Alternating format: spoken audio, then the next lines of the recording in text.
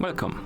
In front of me I have GARMIN Fenix 8 Pro, and I'm gonna show you how to add the contact to the emergency contacts list on this watch. Basically, the safety features like incident detection, fall detection, stuff like that will send the information that something is wrong to that contact you set up on the emergency contact list.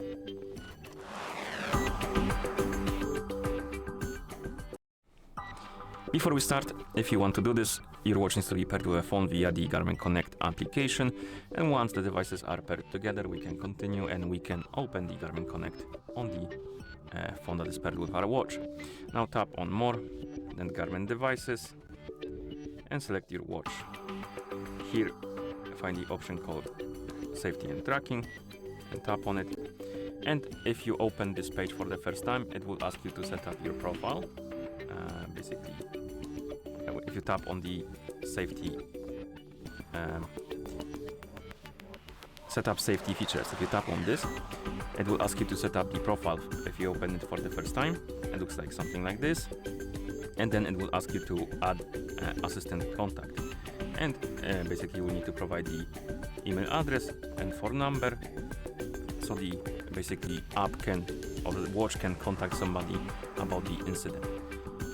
And when you add the email address or phone number, you will need to basically send the request to that person or your phone or maybe somebody else's phone, and that person or you need to accept that request for this to work. Otherwise, it will say request pending and it won't be working. So let me actually remove this.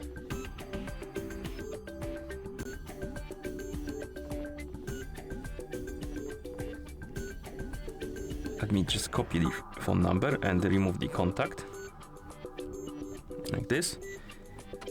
And we're gonna set up a new one. I'm gonna show you how to do it.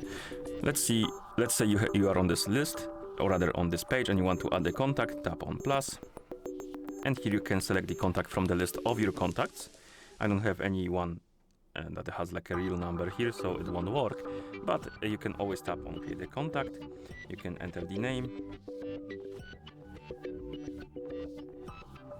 then you can tap on add phone, select the label, then country region, and then you can add the phone number.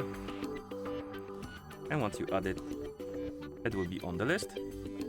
And you can also add email address if you want to. And then go back, and it will also be on the list. And then you can save the contact, select it, and now you can select the contact method, and you have mobile number and email address. Select the one you like. For example, let's say email address. And as you can see, we need to send the request. Tap on it. And I should get the email about the request. And it is here. You need to open the email and then tap on respond to the request, accept request. And once somebody accepts your request, it will say, it shouldn't say request pending now, it should say that it's already enabled.